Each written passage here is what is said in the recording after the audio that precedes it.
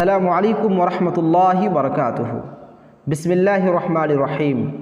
محترم سامعین اور ناظرین کرام، الوجیز کے درس نمبر 18 میں آپ تمام لوگوں کا خیر مقدم ہے۔ سامعین کرام، آج کا سبق شروع ہو رہا ہے صفحہ نمبر 51 سے، جس کا عنوان ہے صفته المستحبۃ، فرض غسل کرنے کا مستحب طریقہ۔ غسل کیسے کرنا چاہیے، غسل جنابت کیسے کرنا چاہیے، حیض و نفاس سے پاک ہونے کے لیے کیسے غسل کیا جائے، وہ تمام کے تمام طریقے آج کے سبق میں پیش کیے جائیں گے۔ عن عائشہ رضی اللہ عنہا قالت كان رسول اللہ صلی اللہ علیہ وسلم اذا اغتسل من الجنابۃ یبدأ فیغسل یدیہ۔ عائشہ رضی اللہ تعالی عنہ کہتی ہے کہ اللہ کے رسول صلی اللہ علیہ وسلم جب غسل جنابت فرماتے تو آپ اپنے ہاتھوں کو پہلے دھو لیتے، دونوں ہتھیلی کو آپ دھو لیتے، ثم یفرغ بیمینہ علی شمالہ فیغسل فرجہ، پھر آپ دائیں ہاتھ سے بائیں ہاتھ پر پانی ڈالتے اور بائیں ہاتھ کے ذریعے سے آپ اپنے شرمگاہ کو صاف کرتے، دھوتے، گندگی کو دور کرتے۔ ثم یتوضأ وضوءہ للصلاۃ، اور جس طرح سے نماز کے لیے وضو بنایا جاتا ہے اسی طرح سے آپ وضو کرتے ہیں۔ ثم یأخذ الماء فیدخل اصابعہ فی اصول الشعر، پھر آپ پانی لیتے اور اپنے انگلیوں کو بالوں کے جڑوں تک پہنچاتے، یعنی پانی کو بالوں کی جڑوں تک اچھی طرح پہنچا دیتے، حتی اذا رأى ان قد استبرأ، یہاں تک کہ جب آپ کو یقین ہو جاتا کہ اب پانی بالوں کے جڑوں تک پہنچ چکا ہے، حفن علی رأسہ ثلاث حفنات، تو آپ 3 چلو پانی اپنے سر پہ ڈالتے، ثم افاض علی سائر جسدہ، پھر اپنے پورے جسم پر پانی بہاتے، ثم غسل رجلیہ، پھر آخر میں آپ اپنے دونوں پیر کو دھوتے۔ تو یہ ہے فرض غسل کرنے کا طریقہ۔ فائدۃ لا یجب علی المرأۃ نقض شعرها فی الغسل من الجنابہ۔ اب یہاں ایک فائدے کی بات یہ بیان کی جا رہی ہے، جب عورتیں غسل جنابت کرے گی تو بال کھولنا ضروری نہیں ہے، اس کی دلیل نیچے پیش کی جا رہی ہے۔ عن ام سلمۃ رضی اللہ عنہا قالت، ام سلمہ رضی اللہ تعالی عنہ کہتی ہے، قلت یا رسول اللہ، میں نے کہا اے اللہ کے رسول صلی اللہ علیہ وسلم، انی امرأۃ اشد ظفر رأسی افانخذہ لغسل الجنابہ، اے اللہ کے رسول میں ایک ایسی عورت ہوں کہ میں اپنے سر کے بالوں کو مضبوطی سے باندھ لیتی ہوں، تو کیا غسل جنابت کے لیے اسے کھولنا ضروری ہے؟ اللہ کے رسول صلی اللہ علیہ وسلم نے جواب دیا، لا، کھولنا ضروری نہیں ہے، انما یکفیکی ان تحثی علی رأسک 3 حثیات ثم تفیدین علیک الماء فتطہرین، تمہارے لیے کافی ہے کہ اپنے سر پر 3 چلو پانی ڈالو اور پھر اس کے بعد اپنے پورے جسم پر پانی بہاؤ اور اسی طرح سے تم پاکی حاصل کر لو۔ تو اس حدیث سے اس بات کی دلیل مل گئی کہ غسل جنابت کے لیے عورتوں کو سر کا بال کھولنا ضروری نہیں ہے۔ وعن عائشہ رضی اللہ عنہا ان اسماء سألت النبی صلی اللہ علیہ وسلم عن غسل المحیض، عائشہ رضی اللہ تعالی عنہ بیان کرتی ہے کہ اسماء رضی اللہ تعالی عنہ نے نبی صلی اللہ علیہ وسلم سے پوچھا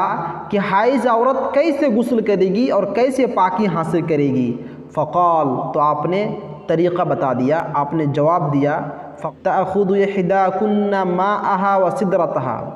تم میں سے ہر ایک عورت جب حیض سے پاک ہونے کے لیے غسل کرے گی تو پانی کے ساتھ بیری کا پتہ ملا دے گی، فَتَطَهَّرُ فَتُحْسِنُ الطُّهُورَ،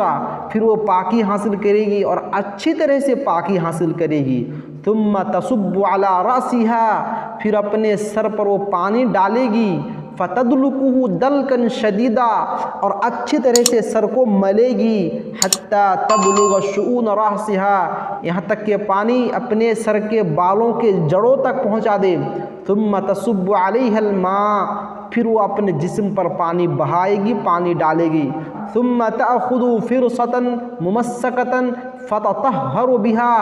پھر نہا دھونے کے بعد عطر سے لگا ہوا ایک روئی کا ٹکڑا لے گی اور اس کے ذریعے سے پاکی حاصل کرے گی۔ فقالت اسماء، تو اسماء رضی اللہ تعالی عنہ نے کہا کیف تطہر بہا، اے اللہ کے رسول اس روئی کے ٹکڑے سے کیسے پاکی حاصل کرے گی؟ قال، تو اللہ کے رسول صلی اللہ علیہ وسلم نے فرمایا سبحان اللہ، اللہ کی ذات پاک ہے، تطہری بہا، جاؤ روئی کے اس ٹکڑے سے پاکی حاصل کرو۔ فقالت عائشہ رضی اللہ تعالی عنہ، تو عائشہ رضی اللہ تعالی عنہ کہتی ہے کأنہا تخفی ذالک، گوئے کہ وہ عورت اس چیز کو چھپا رہی تھی کہ تتبعین بہا اثر الدم، خون جہاں سے نکلتا ہے وہاں اس روئی کے ٹکڑے کو رکھنا ہے۔ معلوم ہی ہوا کہ عورتیں جب حیض سے پاک ہونے کے لیے غسل کرے گی تو پانی کے ساتھ بیری کے پتے اس میں ملا لے گی، پھر آخر میں نہا دھونے کے بعد روئی کا ایک چھوٹا سا ٹکڑا لے گی اور عطر سے ملا کر اپنے شرمگاہ پر رکھ لے گی۔ وسألته عن غسل الجنابہ، اسماء رضی اللہ تعالی عنہ کہتی ہے کہ میں نے اللہ کے رسول صلی اللہ علیہ وسلم سے غسل حیض سے پاک ہونے کے لیے جو غسل کیا جاتا ہے اس کا طریقہ پوچھا، اس کے بعد یہ بھی پوچھا کہ غسل جنابت کیسے کیا جائے، تو اللہ کے نبی صلی اللہ علیہ وسلم نے ارشاد فرمایا تأخذ ماء، وہ عورت پانی لے گی، فتطہر، اور پاکی حاصل کرے گی، فتحسن الطہور، اور اچھی طرح سے پاکی حاصل کرنے کا خیال رکھے گی، او تبلغ الطہور، اور بہترین طریقے سے پاکی حاصل کرے گی، ثم تصب علی رأسها، پھر اپنے سر پر پانی ڈالے گی، فتدلکہ، اور سر کو رگڑے گی، حتی تبلغ شؤون رأسها، یہاں تک کہ سر کے بالوں کے جڑوں تک پانی پہنچا دے گی، ثم تفیض علیہ الماء، پھر اپنے پورے بدن پر پانی ڈالے گی۔ تو غسل جنابت اور غسل حیض کے درمیان آپ نے ایک فرق دیکھا کہ غسل حیض کے بارے میں اللہ کے رسول صلی اللہ علیہ وسلم نے کہا فتدلکہ دلکن شدیدہ، بہت ہی اچھی طرح سے مل مل کر اپنے سر کو دھوئے گی، رگڑے گی اور بہترین انداز میں رگڑے گی، لیکن یہ بات غسل جنابت کے سلسلے میں آپ نے نہیں کہا۔ اسی لیے صاحب کتاب یہاں پہ لکھتے ہیں فہذا الحدیث صریح فی التفریق بین غسل المرأة من المحیض وغسلها من الجنابہ، تو یہ حدیث پاک اچھی طرح سے غسل جنابت اور غسل حیض کے درمیان فرق بتلا رہی ہے کہ غسل جنابت کیسے کرنا چاہیے اور غسل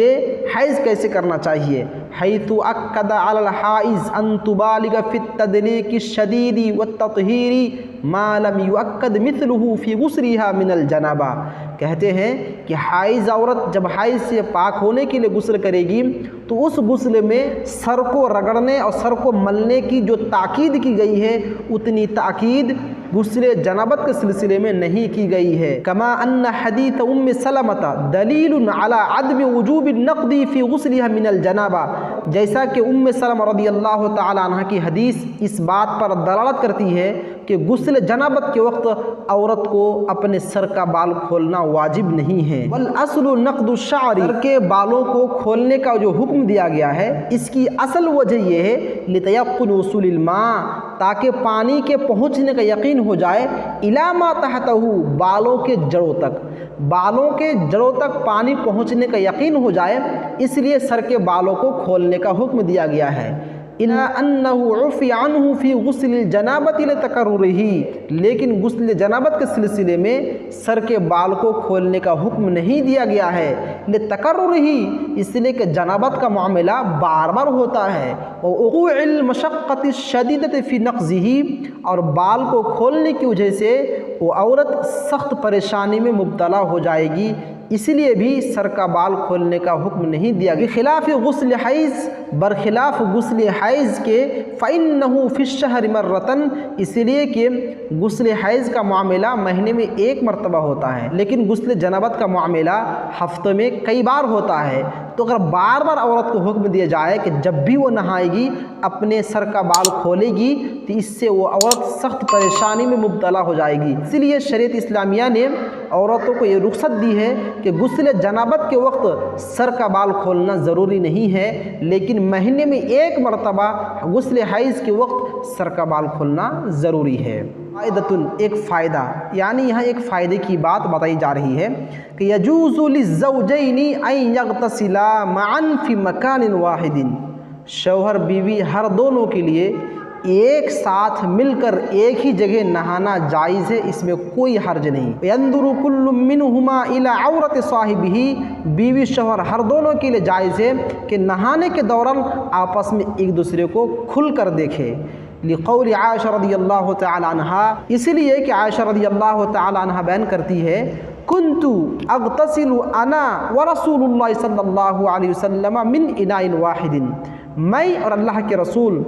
دونوں مل کر ایک ہی ساتھ ایک ہی برتن میں نہاتے تھے، نحن جنوبان، اور اس حال میں کہ ہم دونوں کے دونوں جنبی ہوتے تھے، یعنی جنابت کی غسل کر رہے ہوتے تھے۔ تو اللہ کے رسول اور عائشہ رضی اللہ تعالی عنہا ان دونوں کا ایک ساتھ مل کر نہانا ایک ہی برتن سے اور ایک ہی جگہ میں، اس بات کی دلیل ہے کہ ہر بیوی شوہر کے لیے ایک ساتھ ایک جگہ میں نہانا جائز اور درست ہے، اور اس دوران آپس میں ایک دوسرے کو کھل کر دیکھا بھی جا سکتا ہے، اس میں کوئی حرج کی بات نہیں ہے۔